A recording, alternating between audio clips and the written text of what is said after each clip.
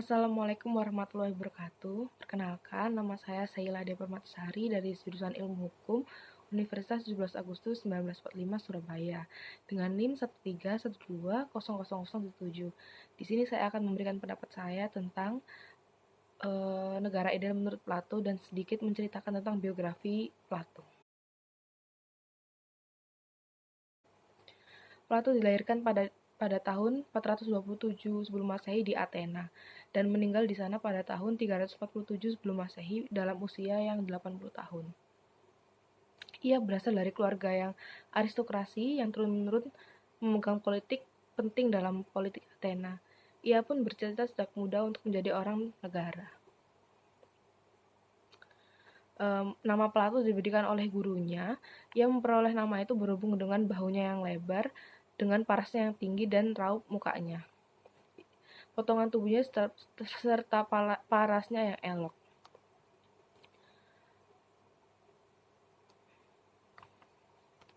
Plato mempunyai kedudukan yang istimewa sebagai seorang filsuf. Ia pandai menyatukan puisi dan ilmu seni dan filosofi. Pandangan yang dalam abstrak sekalipun dapat ia pecahkan dan didiskusikan dengan gaya bahasa yang indah, dan tidak ada filsuf yang sebelumnya yang dapat menandingi hal ini.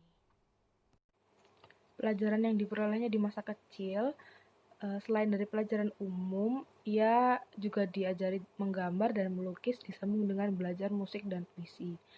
Sebelum ia dewasa, ia sudah pandai membuat karangan yang bersajak. Bagaimana biasanya dengan anak-anak orang yang baik di masa itu, dia dapat didikan dari guru-guru filosofi.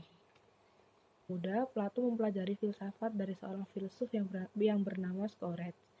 Pada tahun 399 sebelum Masehi, ketika Socrates berusia 70 tahun, ia diadili atas tuduhan yang tidak jelas, seperti ketidaktaatan akan kebijaksanaan pemerintah dan merusak pemuda di negerinya. Socrates difonis mati oleh pengadilan.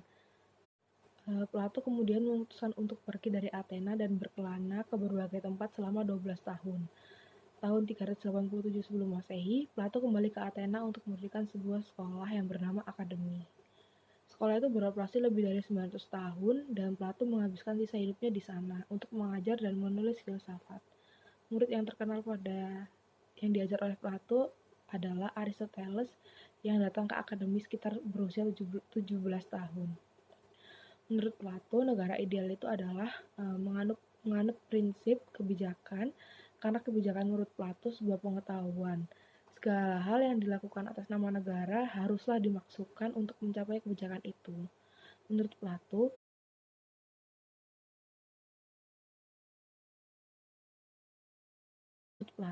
tidak ada cara lain yang efektif untuk mendidik warga negara untuk menguasai pengetahuan kecuali dengan membangun lembaga-lembaga pendidikan. Plato juga beranggapan bahwa munculnya negara akan adanya hubungan timbal balik dan rasa membutuhkan antar sesama manusia. Karena manusia tidak dapat hidup tanpa adanya manusia lain. Negara dalam hal ini berkewajiban memperhatikan penukaran timbal balik ini dan harus berusaha agar semua kebutuhan masyarakat yang terpenuhi secara sebaik-baiknya. Negara ideal menurut Plato juga didasarkan oleh prinsip atas larangan kepemilikan pribadi seperti uang, harta, keluarga, anak, dan istri. Inilah yang disebut nihilisme sosial, yang menurut Plato menghindarkan negara dari berbagai pengaruh erosif dan destruktif yang pada akhirnya akan menciptakan disintegrasi negara kota. Dalam konteks inilah, Plato juga mengemukakan gagasan tentang hak kepemilikan bersama, kolektivisme, dan komunisme. Intinya adalah gagasan anti-individualisme. Plato juga mengungkapkan bahwa sistem negara demokrasi akan melahirkan pemerintahan tirani dan juga dalam negara demokrasi, kebebasan individual, dan pluralis politik. Yang terakhir, saya akan memberikan pendapat singkat saya tentang negara ideal menurut Plato.